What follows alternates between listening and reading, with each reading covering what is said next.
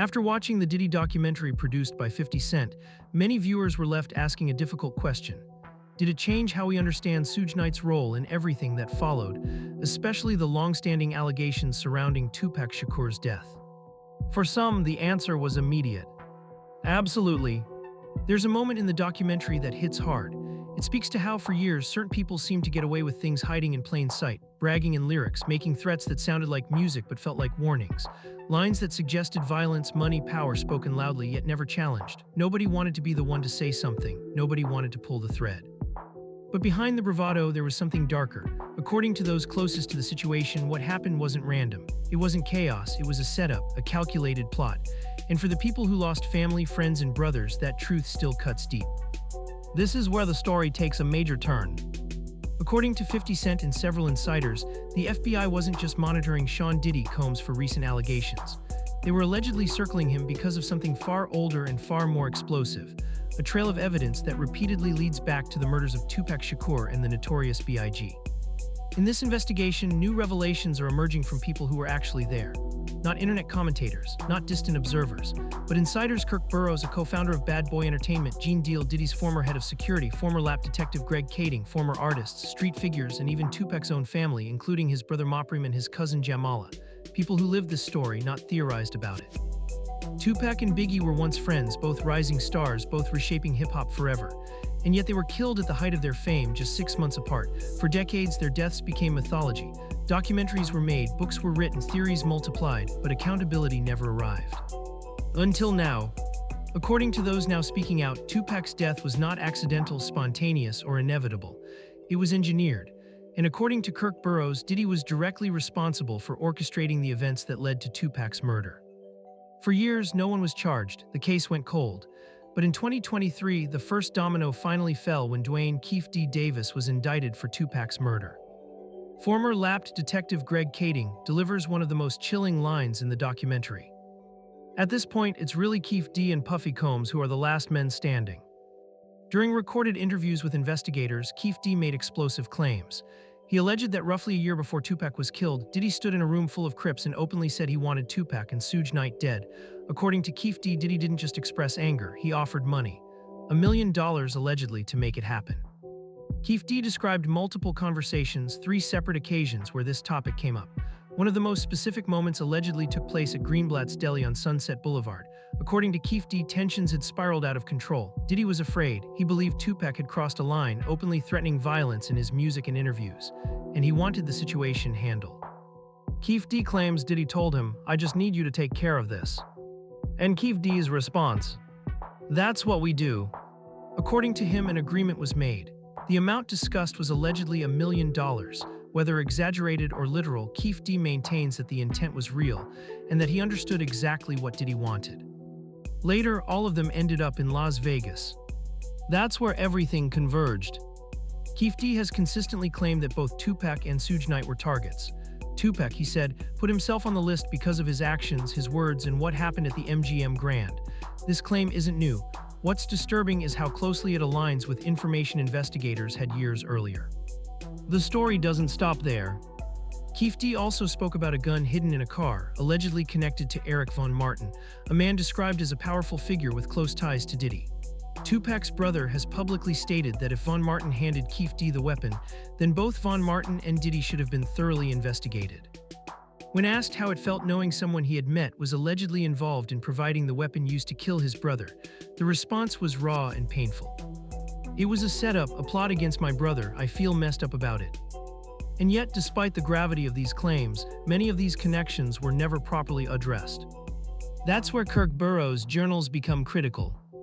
Just days before Tupac was killed, Burroughs documented that Diddy asked him to rent cars to drive from New York to Las Vegas for the Tyson fight.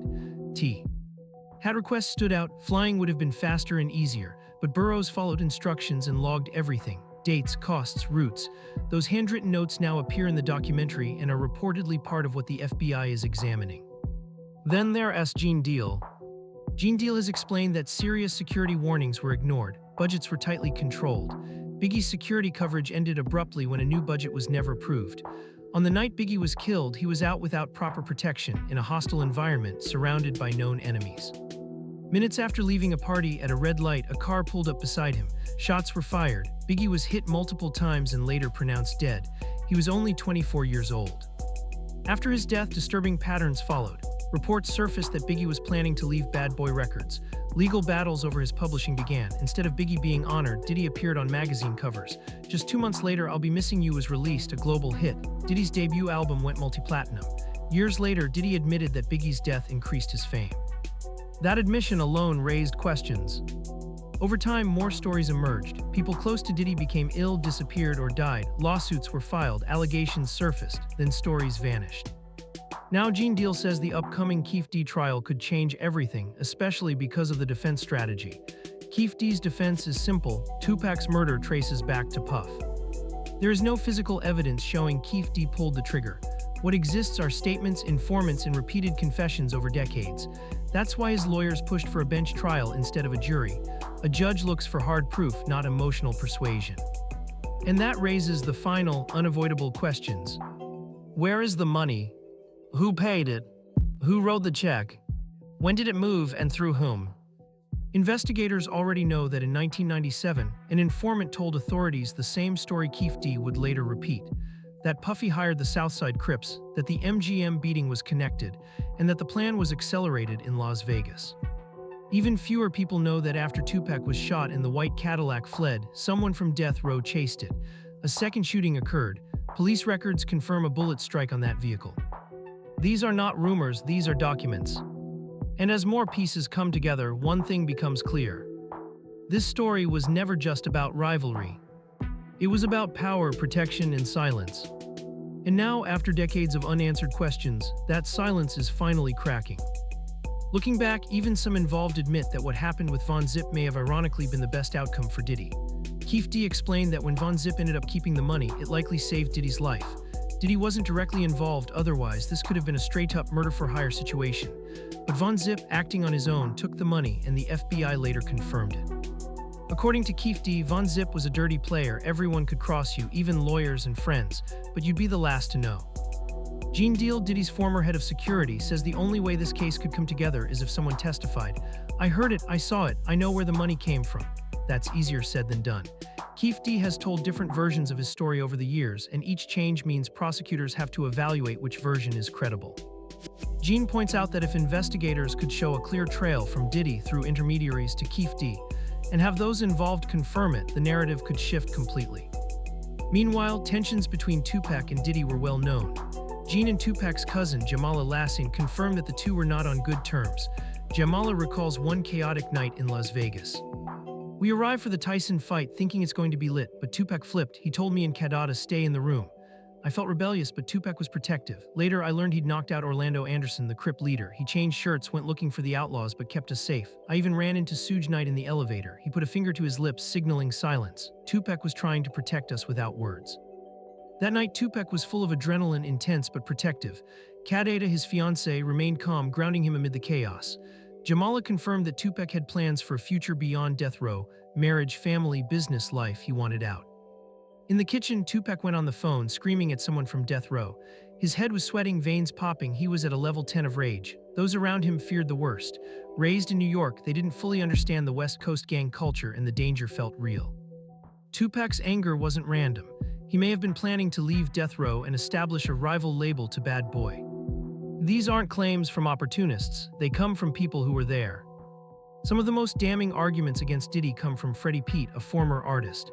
He points out that based on street knowledge, it didn't make sense to blame Suge Knight. Suge loved Tupac like a brother and was devastated by his death. Meanwhile, Diddy's alleged indiscretions and connections to Tupac remain a point of speculation and investigation. Freddie Pete also highlights hidden truths in Tupac's lyrics and old audio, warnings about money, threats, and intent. Lines like, "I put $1 billion on your head" weren't just bravado, they reflected real-life stakes that many ignored for years. The money allegedly paid to Von Zip, Freddie Pete explains, is why Diddy avoided direct consequences.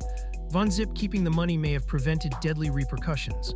Ironically, what seemed like a betrayal at the time ended up saving Diddy from danger. But Freddie Pete warns, in the streets, souls don't rest. Misled actions caused pain, violence, and betrayal.